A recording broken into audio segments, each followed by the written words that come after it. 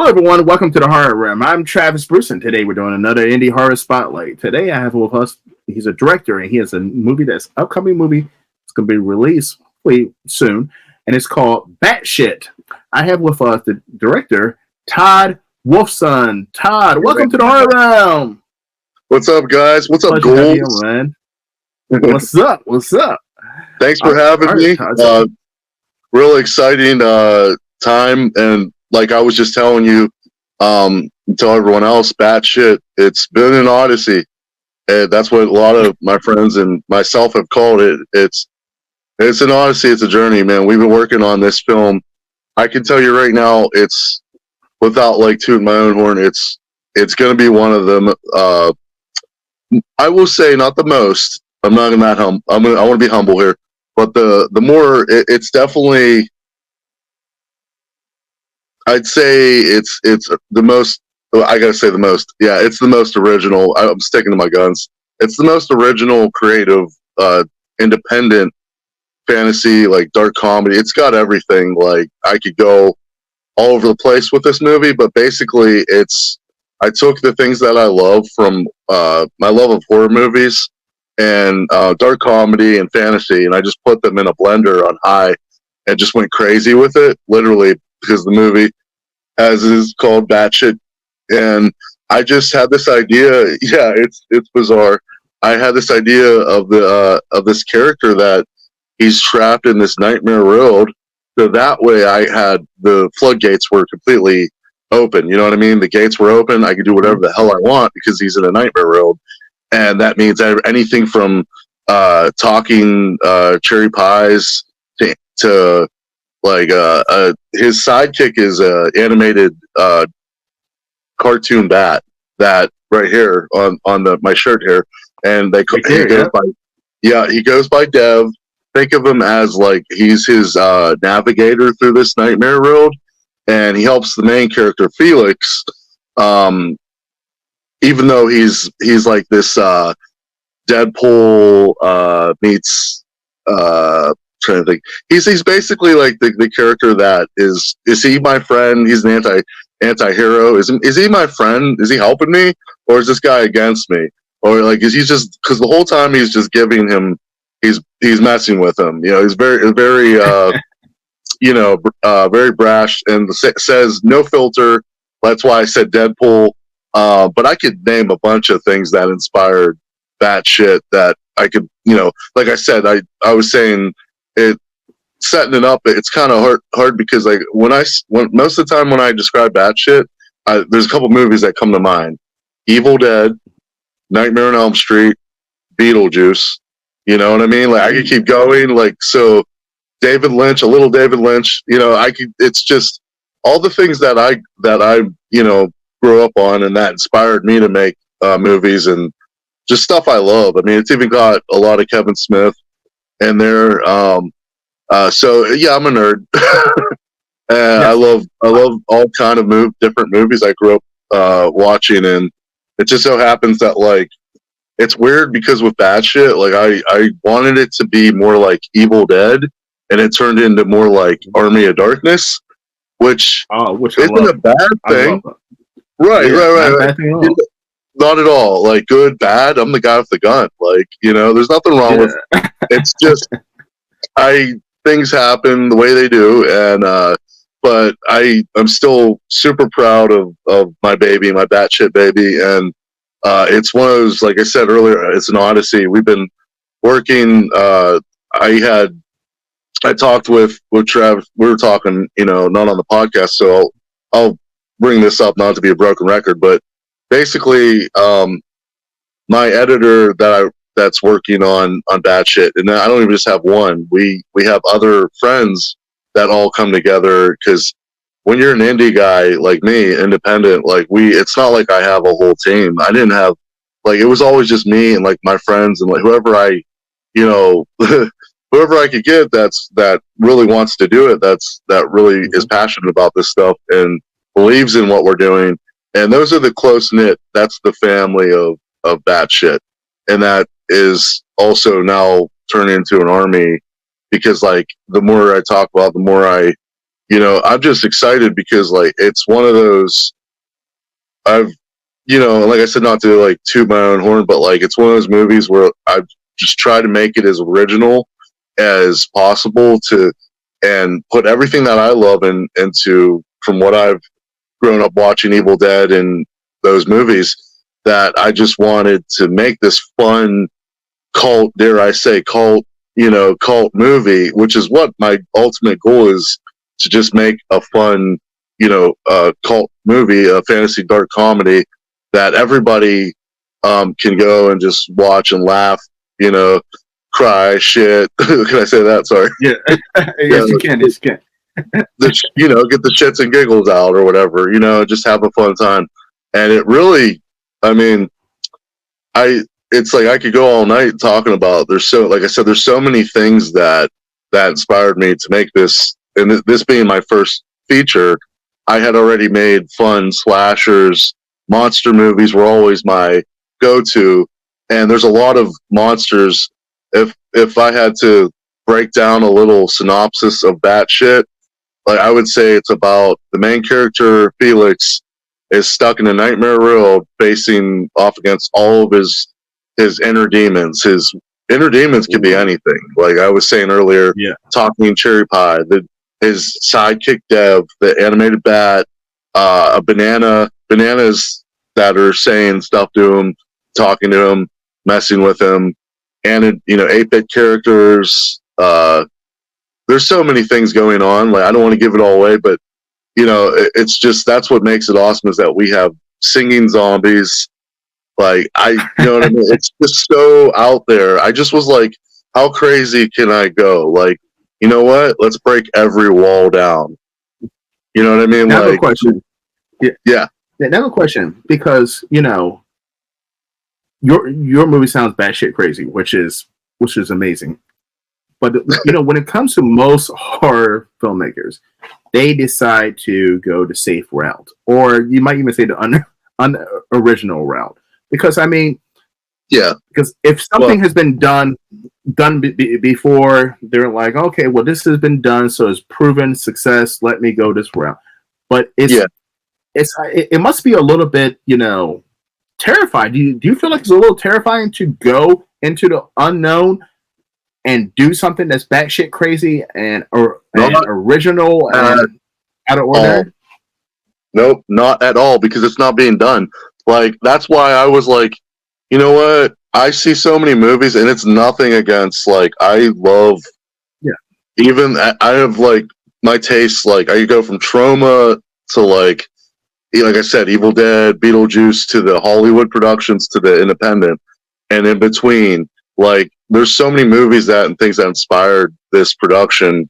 Tim Burton stuff, like I said, Beetlejuice. I mean, there's so many things, but it's just for where I was coming from. I already I knew that I do want to make my own slasher eventually, like an iconic type slasher that I know is something that's not being done well yet. But there's so many, types of movies, or I guess I'll say concept stories, ideas, characters, things that I have in my crazy batshit head that I'm like, what do I want to do first, right? So I originally, I kept going back and forth, but the funny thing about Batshit is that it originally was just a short film. It was supposed to be a short film. This wasn't supposed to be a feature. I brought the script to one of the lead actors, and he pretty much pushed me towards turning it into a feature film because he liked the concept so much, and that's what happened. And it wasn't that I was like, okay, I've been doing that or making films for I'd say at that point 6 years. So it wasn't like I still am fresh.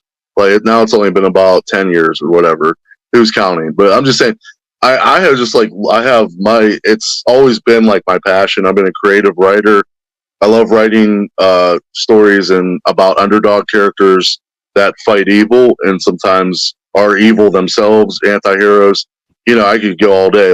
My love of comic books to horror films to everything. So the thing was, I was already in that realm. So I guess to answer your question, like, I didn't want my first feature film to be something that was like, oh, another slasher. Not that I Yeah. wasn't. I knew that my stories are original enough, and it's just that I guess I just wanted to do something so different, and also I wanted to make a cult film, like something that people would remember, even if it isn't like doesn't do well or like I don't care or whatever. I'm goddamn proud of what we made, what we did with the budget. Keep in mind, low budget, Yep. but like extremely low budget. Won't say, but but like for Yeah. what we did for around my hometown, Pittsburgh, for what we did is pretty amazing. And everyone involved kicked so much ass. We just like, and I got, like I said, I got back together with um, Carl, who's the jack of all trades. You know, my warlock, if you will. He does everything, and he's awesome. Shout out to Carl Jampa, like he's the man. So he's the one who brought it back together. Like, it was like literally, I've been saying this too, not to be cliche, but it's like, you know, the phoenix rising from the ashes, like story, because literally the movie was like, I won't say on the back burner. It was never on the back burner. Like, there was always being something was getting done Hmm. in rotation. You know what I mean? The wheel was always rolling, but there was just always so many like things that popped up, the setbacks. Somebody left the project in the middle of doing this, you know, blah. So all these things popped up, but then it all came back together when I got back with Carl, and it because of the fact that he took on the reins of finishing the rest of the animation, doing the music, the sound production, doing a whole nother scene, adding a whole nother stop motion scene to the film. And I'll just say stop motion because, oh my God, what we did is amazing. Like, even though it's only like, what, maybe 5-6 seconds or whatever, it's what he did was like taking it to a whole nother level and also just making the movie even more fun and original, you know, like all these things and just exciting things going on to just add to the craziness of BATSHIT. And I was just like, you know what? We've already came this far. What's another couple months to set us back Yeah. to make this even more awesome? At our level of, you know, we're an independent film. There's nobody like, there's no real deadlines. You know, so I just was like, as long as, you know, I get this done and like in the next year, I was like, you know, because this is, like I said, 7 years in the making, and I was just at, like, now we're seeing the light, you know, at the end of the tunnel, and it's effing awesome. It's fucking I was awesome. going to say, Like, I'm going to yeah, say that must feel like, I mean, to be putting that much time into something for 7 years, your baby, yeah, and mhm, almost see that final product, it must be a fucking awesome feeling. yeah, it is because, like, like I said, um, when you like, and the magic of being in the editing like post, like I never like for all, I'm not saying like because I've worked with all kind of different artists and editors on, and I've been working on other short films during this whole process. Like, I have 3 other short films that are going to be coming out, like, since, you know, over the course of 7 years, and working on other stuff. But, you know, it's just like, it's crazy. But like, I guess what I was getting at is when you start seeing the magic of it all come together. And we were just, like I said, we got the picture lock, and I mean, I'm going to announce it. We're going to start promoting like next month. So I don't even, Nice. yeah, I'll even say like this just in. Another, you know, if you're listening to the BATSHIT channel, or, you know, same Yeah. BATSHIT time, yeah, we're looking at October. So October is Nice. official, is our going to be our premiere of BATSHIT, and we'll have a premiere here in Pittsburgh. Hopefully, you know, I could I mean, definitely not. Hopefully, I'm definitely going to be submitting it to a bunch of festivals, as many as I can afford, and California, Canada, Texas. I don't know. I can keep going, but basically, yeah, we're gonna have a premiere in October, and yeah, I'm super proud of it. It's definitely it's gonna be a fun. It's gonna be a fun roller coaster ride. It's like I've always described Batch as like you're on a roller coaster ride, okay, at an amusement park, but it's also like a carnival experience, right? You're in this nightmarish old school, like you ever remember going to those like fun houses from back in the day? Yes. And like, like it's just that vibe. It's that vibe. And it's also just so fun because thanks, man. But it's just like got that like and without having such a big budget, that's why I'm hoping that people just like go into it like just have fun. People need to remember, like, people have all these expectations going to see movies. Like, I've noticed that they build up an opinion before the movie has even came out, and it's ridiculous. It's like, did you forget what movies are about? Like, it's the magic. Like, you go, it's having fun, being entertained. Look at Spielberg. Like, I'm not a Spielberg, but I'm just saying, like, look at like the first time you saw Jaws rip out of the first time you saw Jaws rip out of the ocean. Come on, man. That sent chills down your spine. You're excited. And same thing with like E.T., Back to the Future, all that stuff. But I mean, I'm not even saying like just to say Spielberg, but there's so many other directors and independent guys. Like I know they're out there and like they still do it to this day. And they make original fun films that I know people can still do it. Like they can still make movies where you feel like it's the magic. It's that experience, no matter of the budget of how. Like I think like CGI is awesome. I'm not totally dissing CGI when I say this, but I've always been the practical effects guy. Like 70s up till the 90s, like all that stuff. That's what I love, and I think the magic of that is practical, like, and it made it feel like you're really it's real. Like it's real. Yeah. And it's not real, but it feels real. Yeah, I'm a practical guy. Now, one thing I want to say is there's a movie. Now, it's not on the level. Listen, it didn't get a fan reception. It's not horror. But it's one movie that I love from the '90s that was something completely off the wall and batshit fucking crazy, and it didn't get a great reception. And that was Cool World. Did you ever see Cool World? Oh yeah, I love Cool World. You're talking about the animated movie? Yes. Well, Brad Pitt. Brad Pitt was in it. Mm-hmm. Yep. That movie was so fucking good, and I think it was so before its time, and people bashed that fucking movie. So and it bombed in the box office. I haven't even heard. I didn't know people bashed on it, man. That's ridiculous. I thought that was I know it probably didn't do well in the box office or whatever, but like, I mean, I thought that's a cult. I call that a cult film because for its time, like you said, like I don't know like when that came out, but like I know Roger Rabbit was like they started doing all that combination of animated with live action, which is definitely Cool World is definitely an inspiration that I will say for BATSHIT. Without even actually seeing, I've only seen that movie a few times, but I remember it, and I remember whenever the villains were shooting the gun and like the bullets came out, and they were animated and they all had different like weird. Weren't they like they had personalities or something? Like they turned into different things. Like I just remember how Cool World. It was cool, but it for its time. Yeah, you're right. Absolutely, like just such a creative, different take.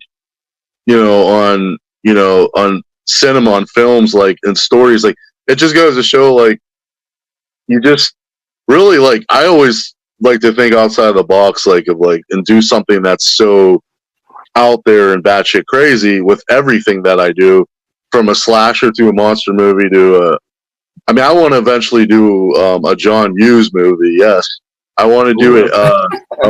So people want to pigeonhole me into like, oh, he's just the horror weirdo. I'm like, no, I also want to do this eventually. Like I guess mine would be like after Breakfast Club, and it would be more like it would be more like Love that meets like times Fight Club. You know what I mean? Like dark and Yeah. gritty, like more like there would be some. It would be like all of these. Think of like all of the messed up relationships that are out. Like people have all these. This guy. See, now I'm going to give you the spiel on that, but this guy has like you know when you dream and you have that dream girl moment where you it could be for girls it'd be your dream boy or whatever, but like this guy has a dream about his perfect dream girl. Well, guess what? He sees her in real life, and she's not anything what he was what he wanted from his dream girl. She's like all these twisted things. I said enough, but there's all these like interweaving, like intertwining other characters that end up. Some of them might not know each other, but they intertwine, and that's been done. I know that's definitely been done. Tarantino and a bunch of other great writers and directors have done that style. I just want to Kevin Smith. Like I had that. I also always want. I built a great real. Concept. Thank you. I appreciate it. Thank you. Yeah, I just that was something that I was like, look, I know like my first couple movies are gonna be horror. They're gonna be my love, of that genre. But somewhere down the road, I'm gonna flip everybody on their head, and they're gonna be like, wait, why is he doing a John Hughes type movie now? You know what I mean? Like totally, But that's a great concept because I don't know if you've been in this situation. I'm pretty other people have been in this situation. But have you ever had that girl or maybe even that guy who you were like, and you're like fascinated with, like and for whatever reason she would or he would not give you a chance, and you were like, oh my goodness, this is the most perfect person, and then they finally give you a fucking chance, and then you get it, and you're like, whoa, I do not like this at all. This is fucking horrible. Like, this person is the worst fucking person ever. Why was I so... Everything you've built in your dream girl, like, that you do, everybody does, I think, well, I can't speak for everybody, but, like, I think most people, they build this thing in their head of the perfect, girl or guy, that they think that's, like, for them. And then when they actually get to know them, meet them, actually hang out with them, they find out that, wait a minute, first off, this person doesn't even like horror movies? What? You don't like horror movies? You don't like this, or you don't want to go to the movies or with me? Anything. Like, you don't like sushi? You don't like sushi? You know what I mean? Like, whatever it is. But it's just like, yeah, I mean, like, that's what made me think of it. And that, I mean, like, that concept I told you was like, draw inspiration from all kind of stuff. Like, definitely John Hughes movies, and the different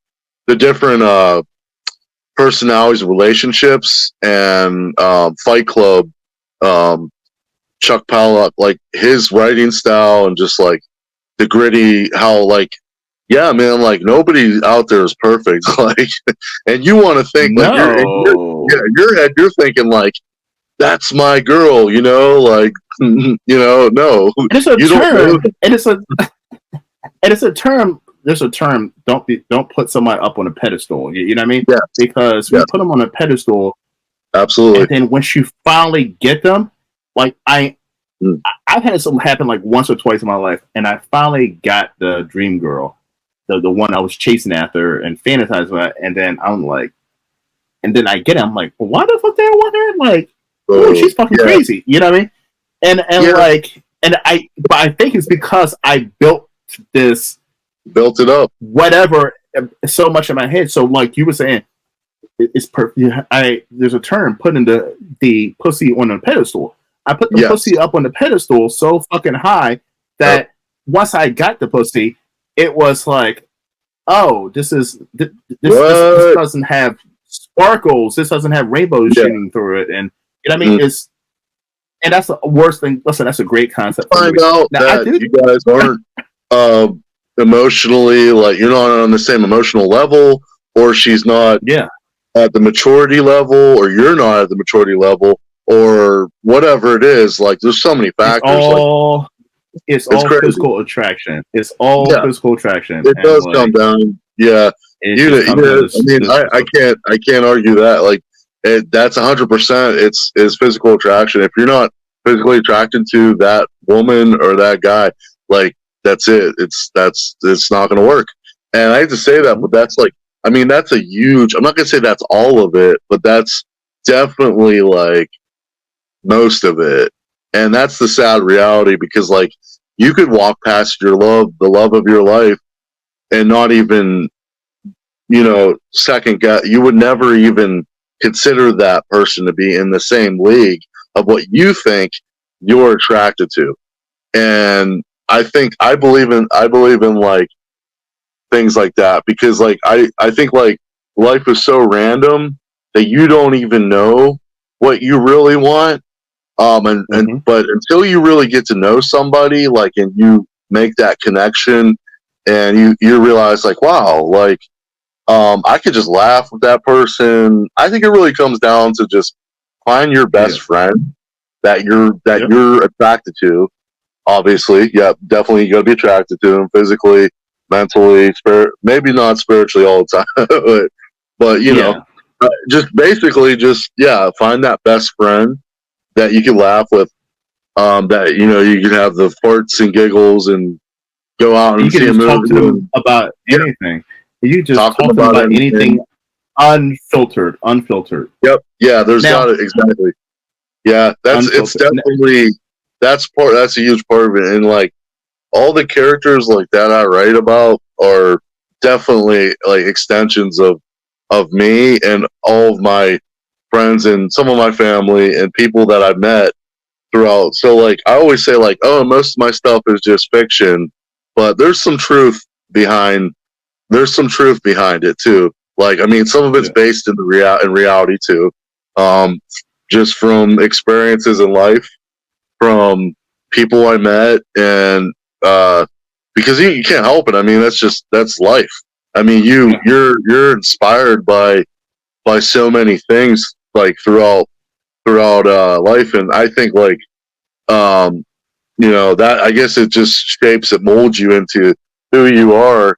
And with me, like of all the I guess all the things that inspired me, I'm rooted. I'm very rooted into the horror genre because it's about, and I love saying this on every podcast because like I want to get this out there and say this.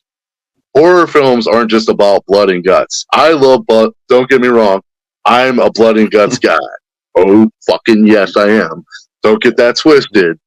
But if you really look at it, it's really about survival. It's about the survivalist. It's about the person that overcomes not just the fear, but also transforms or transcends whatever you want. You know, just goes morphs into this other thing where they're like, wait a minute, I don't have to like be scared. I can fight back.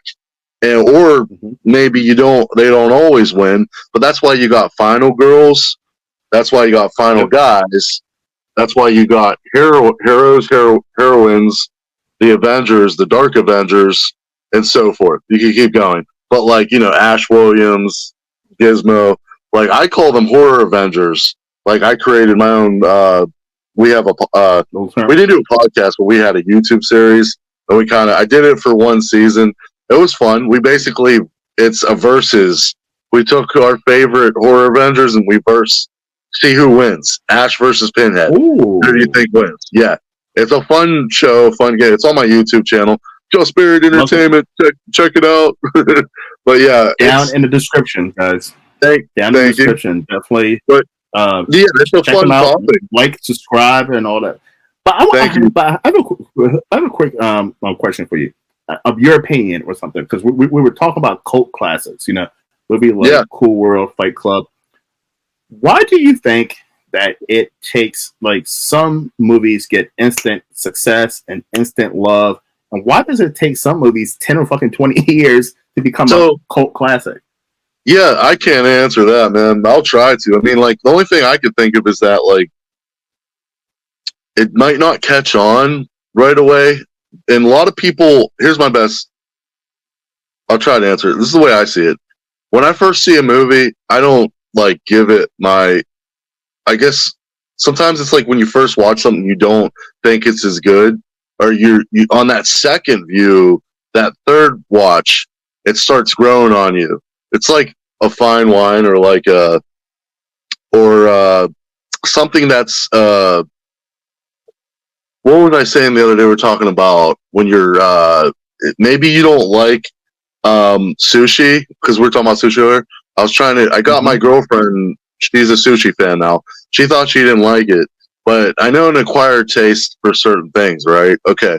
So not everybody likes sushi, but like certain things kind of grow on you over time. And I think with like these cult movies, and it's not just that, it's also, I think like a cult film, and like not just a cult film, but like any movie out there has to have like certain ingredients. You have to have one-liners, you have to have great characters, memorable characters that go through something, that are dragged through hell and back. And no matter what genre, you have to have strong characters that you relate with, that you feel something. Character development is important. That goes into so I told you, like, my thing is like I've always been a creative writer, and my first thing was I started writing a novel, which I never finished it, but my plan is to finish it.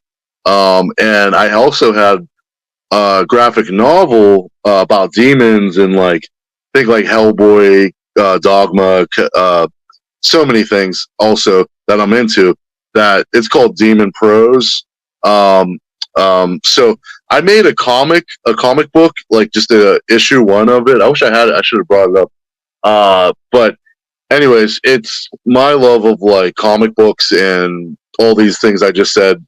And it took me like 5+ years to find an artist because I don't draw. I can't draw for shit. I just come up with the concept and I write it. So I finally found an artist, and we made the first issue of it. And basically she couldn't commit to the project, so now I'm in the process of finding another artist again. But my plan is it would be my Demon Prose would essentially be like my, I don't want to say like Harry Potter or Lord of the Rings, but in the sense of like a trilogy, Star Wars, I'd say more Star Wars. You know what I mean? Like it has potential to be, I would at the very least make it a trilogy. I don't know if it'd have like as many volumes of stories, but definitely there's a story arc that it's a demon, a battle, a war of demons and warlocks and all kind of crazy shit. And like, so that's that. You got that stuff. So I bring that up. The reason I bring this up is because I knew that I wanted to be a writer. I didn't know if I was going to write novels, comic books. The movie stuff didn't come till way later. Way, way, way fucking later. I always thought I was going to write either a novel or a comic book. So I was in that realm for like the first high school up till like through college, and my mid-20s to like my early 30s, I was still like not even thinking about like, oh, I'm going to be a filmmaker. And then because I just never I thought it was like, not that I was like saying, oh, I could never do it. I just was always like, I don't think I have the money. There was always just some kind of thing where I was like, but then I met friends that made movies, and that changed everything. I was like, they said, dude, I said to my friend Matt, shout out to Matt from Shadow Frame. That's the guys I still work with to this day. That's who I made 8-Bit Bloodbath with, and Carl. And so, you go back to your roots, and we all work together. They helped me with BATSHIT as well. So it's like one of those things where, like, you know, you find your people, you find your family, your tribe, and you just fucking go for it. And April Bloodbath was my first short film, and I remember saying, like, I was like, look, I don't I don't like I do want to make movies, like, but I was like, this is not like, this is just like a fun slasher. This isn't going to be like one of my, you know, stories that I worked on, that thing we talked about earlier, character development. Yeah. And I knew this was just going to be a fun slasher horror comedy. So I went into it like that. And then, like I said, we just kept manifesting. We kept building on it. And I was like, you know what? Let's try to do something. Let's flip everybody on their heads and spin them around. Like, let's do something so fucking batshit crazy.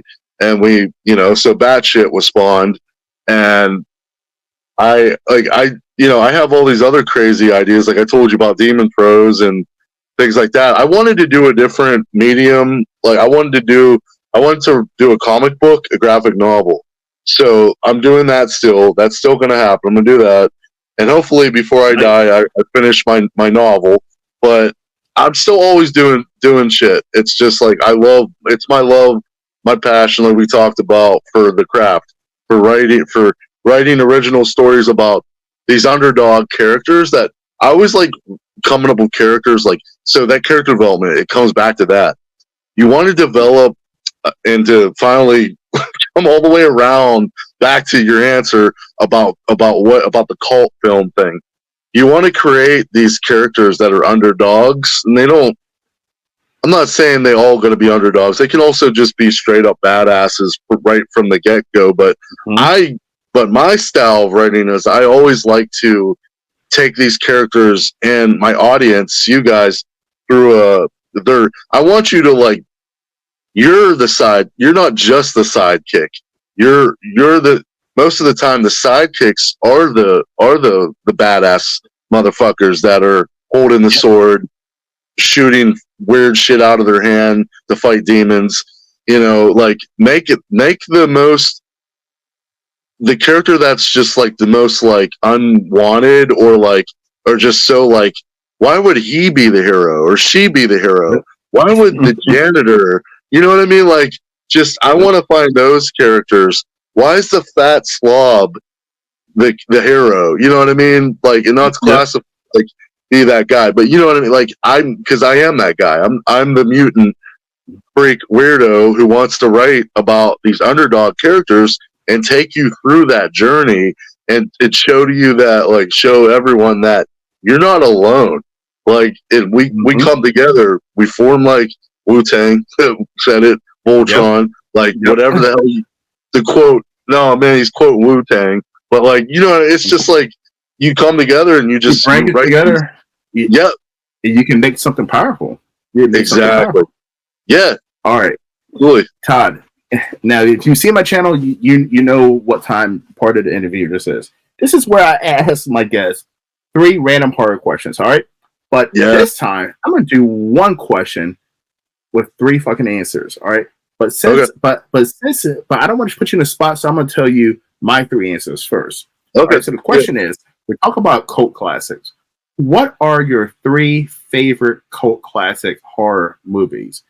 You know, movies that, for over time, you were like, you know what, I do not like that movie, and just over time, like a fine wine or age, you're like, I fucking love it.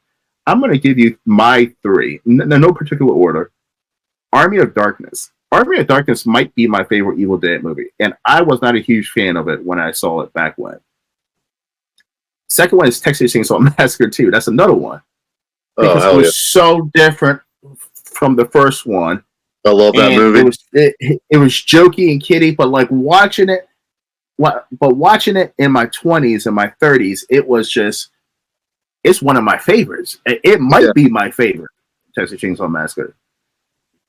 And my third one is going to be, which is, I think it's a lot of people's, Halloween 3, Season of the Witch. I was not a fan of that movie. I am a fan. I love Season of the Witch. All right, so what's your 3? So I'm very close to yours, man. Extremely close. It's hard to think about. That's a great question, because, like, I don't know if there's so many movies that of cult films that I hated, or not hated, but didn't like at first. I will say definitely the copy off you, that last one, Halloween 3, was one that I was like, because I'm an OG, like I like the original Carpenter Halloween. But It's my favorite. yeah, but like yeah, it did.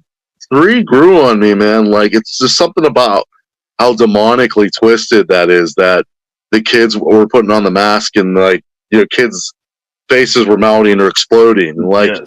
man, Tom Atkins screaming in the phone and like, just like 3 more days till Halloween, Halloween, Yes. Halloween. Yeah.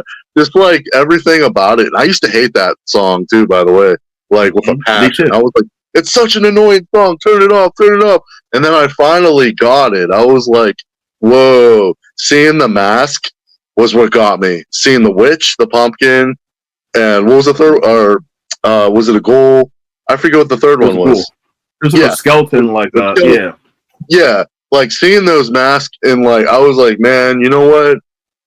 How could you not love this? Because like it's so different. It's so different than than the other. Obviously, there's no Michael Myers, but so what? Yeah. I mean, like this is, just think of it. I've always said to people, don't stop. Get over the fact that Michael Myers isn't in this movie. Don't call it Halloween anymore. Just call it Season of the Witch. This is its own thing. It's its own thing, and just let it be, man. Like this is tough, man. This is a good question, man. Because like I have to say, I have to go for Evil Dead. But then Evil Dead 2 is like my favorite of the Army of Darkness. I love them all equally. I love them all equally. But I'm gonna say Evil Dead, and I'll tell you why. Because of this question, because you said cult films that you didn't like at first, right? Is that the question? Mm-hmm. Yeah. I'm gonna go with Evil Dead, and that's gonna blow everyone's mind. But yeah, I didn't like the original Evil Dead at first.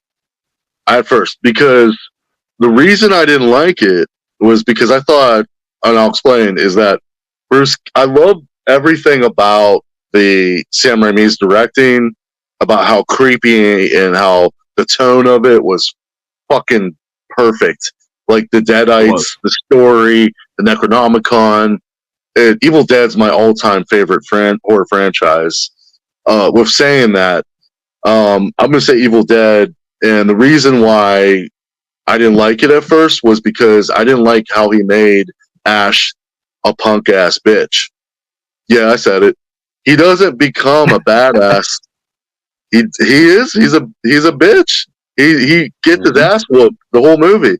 He doesn't. He fights back a little bit, okay, but come on.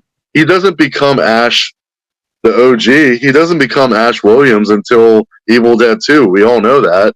He becomes his own. It comes back to the character development. Like Sam Raimi and his brothers knew what they were doing. They fucking had a brilliant concept. Like they had it. Like the hero falling from the sky, like the Necronomicon, the Deadites. Like all of it is brilliant. And I think they just didn't develop Ash's character right away. They just were like, all right, let's put all these characters in a cabin and with demons, with Deadites, and see what happens. But they didn't really. I'm sure it was there. They just. I mean, it was. They even said. Well, I remember watching the documentaries that I guess they just didn't have the budget or the time, and but that's why they went back and made Evil Dead 2.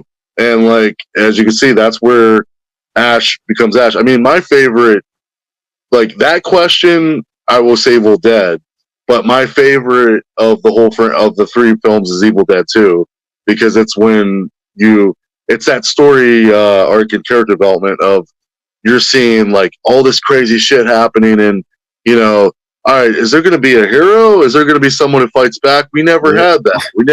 We didn't have a horror hero. It was always it was always like everyone's running, scared, and getting killed off one by one. One by one, one by one, we'll swallow your soul. Yeah, what, bitch? Swallow this. Yep. You know, like, so, like, that's where it's like, you know, fuck yeah. With BATSHIT, I wanted to create my own Ash character. Todd Wolfson's own Ash character. Not Sam Raimi. I didn't want to copy off of anything. It's just, you're taking things that you love. Like, you're taking all of these things that you love and putting it in a blender and see what comes out. But yeah, so, wow. Yeah, I mean, I can keep going about Evil Dead, but the third, the final one, it's such a good question, man. You really came up with a good one. Because I could give you, yeah, man, I could give you so many of my favorite cult films, but I love them right away. It wasn't like I was like, oh, this sucks. Like Peter Jackson, I would say Peter Jackson Dead Alive, but that's not true. I love that movie. First time I saw it, I was like, fuck yeah. We dig into it. I'll go Carpenter just to like blow everyone's minds. I didn't like They Live the first time I saw it. Oh, stop it. Really? I love They Live. Yeah, okay. I'm being dead serious. I loved Big Trouble in Little China. I loved Big Trouble in Little China. I love The Thing and Halloween. But They Live, I was not like 100% into when I first saw it. And it wasn't because of the aliens. I love the aliens and the whole fight between Roddy Piper and the other guy. But I don't, for some reason, like, I didn't get as into it as I did those other Carpenter movies. Like, I even like Escape from New York. I love Escape from New York. Yeah, I love most Carpenter films. I'm a huge Carpenter fan. But like, for some reason, I don't know. They Live wasn't like my go-to when I first saw it. And keep in mind, like, I saw They Live like when I was young. I was like probably 12 or 13. So like, I was able to watch like movies. My mom, my dad didn't care what I watched. Like, my dad let me watch whatever. Like, he was huge. That's how I got into horror films, was from my dad. He was big into sci-fi. And then he was like, oh, you would like this too. It's a monster movie. We watched one of the first movies that I saw that like was hard R-rated, like monster movie. Was I called it a monster movie, Toxic Avenger. Even though he was a hero, like, you know what I mean? Like, that was brutal to watch that when you're 12. Yeah. Like, seeing like someone when they played that game where the bullies ran over the kid, I was like, yeah, what the hell? And then Toxie's like ripping the villain's guts out and like, yeah. Well, I tell people this story all the time. Like, Toxic Avenger had a cartoon show. It was called Toxic Crusaders in the 90s, and I was a huge fan of the Toxic Crusaders. And I had my older sister. She is kind of 8 years older than me, I think. And so she was able to go and get movies for the video store. And she was like, hey, you know, this Toxic Crusader thing is actually based off of an actual movie. And she brought in Toxic Avenger Part 3. And this was like, it was a day before Thanksgiving. And that movie fucked my stomach up, man. It like, I mean, you know, when he punched that guy and ripped his intestines out and started doing it jump rope and took one guy's hand and put it into the VCR and then took that mop and put it through the guy's ear, so twisting that. It fucked that movie. Over the top trauma, plastic trauma, man. Yeah. I want to say I was like 6 or 7 when I first saw that fucking movie. And that movie fucked me up. It fucked me up. I'll tell you what, man, like, cartoon. I revisited like the whole, like, all those movies like years later, but like I was desensitized right off the bat, like, by movies like that, like Toxic Avenger and Class of Nukem High were like the first trauma films that I got to see. Like, I remember seeing that RoboCop 2. Was it 2? The one where the dude gets his face melted, or he just completely gets. Or is that 1? Yeah, that's part 1. Yeah, dude gets completely like. Oh my god, dude, that shit. It was crazy. that movie was so fucking violent, but they were definitely marketing it to fuck. See, listen, the Yeah. 80s and 90s, the kids now into today's are fucking pussies. Like They're pussies. if you were born, if you were born from 1998 to now, definitely a pussy because like they market Rambo, Toxic Avenger, RoboCop, Terminator, Aliens, all these violent movies, they market it to fucking kids.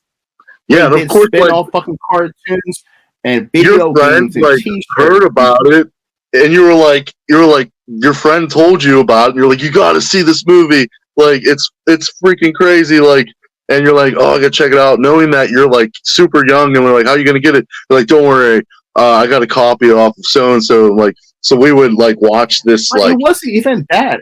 But it wasn't even that. It was like they had the RoboCop toys, action figures for kids.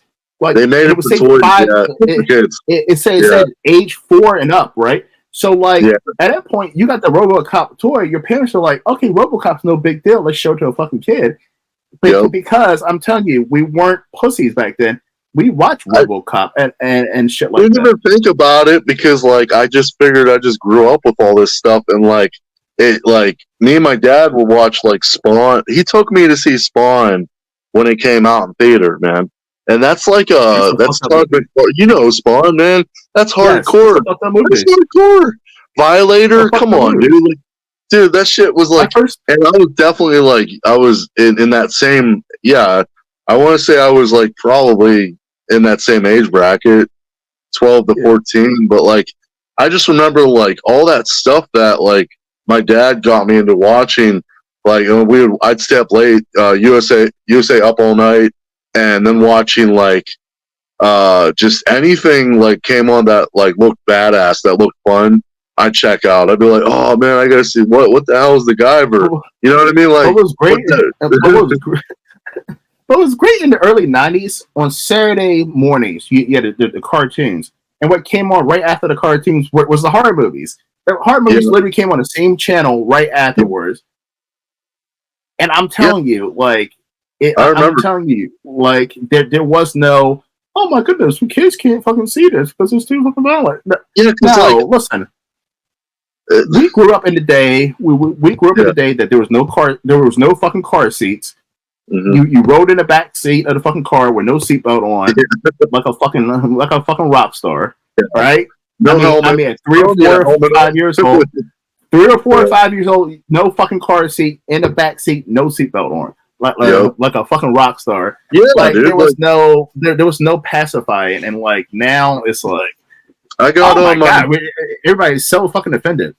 I got on my freaking, the old school scooters that didn't even have like, it was just like no handlebar, and like you're just go down this big ass hill like you're Evil Knievel and shit. And then I broke my arm.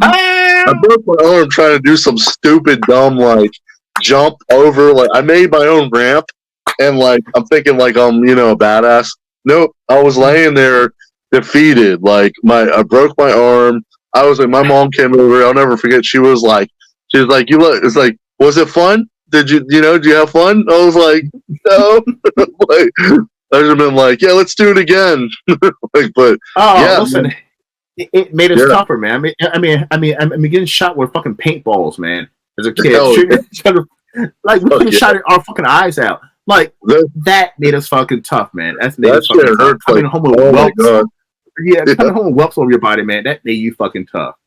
All right, Todd. Where can everyone find you, my friend? I am on Facebook. Go to justburiederentertainment.com for the website. We're on, I was about to say Twitter X. I'm on YouTube. We're definitely on all over YouTube, Facebook. What's the other social media? Pretty much every social media, except for I got to get on TikTok. Everything Just Buried Entertainment. You can go to BATSHIT has its own Facebook page on Facebook, and what else? You can add me on Facebook too, Todd Wolfson. But yeah, just look out for BATSHIT. It's coming this October of this year, 2024. Not in 10 years this year, and Yes. We're just ready to bring you some original entertainment, man. Like some original horror films, and after BATSHIT, man, get ready because I'm really going hardcore. Because we didn't, without saying too much, BATSHIT's more like a dark comedy, fantasy dark comedy. But my next movie is going to be hardcore blood splatter, guts. It's going to be a monster movie. So that's all I'll say. I'm not people. My friends are always like, "You say too much about the things that you're working on." I'm like, "Yeah, I know. I get excited, but like, I'll just say it's something that is it's not being done, or at least that I know of, not yet. And yeah, find us on Just Buried Entertainment. We're ready to rock and roll. You know, our like Twisted Sister. Oh. Yes. Everybody, listen. Go to the description. Go onto his YouTube page. Make sure to subscribe, like, and comment, and all that good shit. And also look out for BATSHIT. Listen, brother. When BATSHIT comes out and just send me a screen over, I would love to watch it, and I would love to have you back on to talk about it.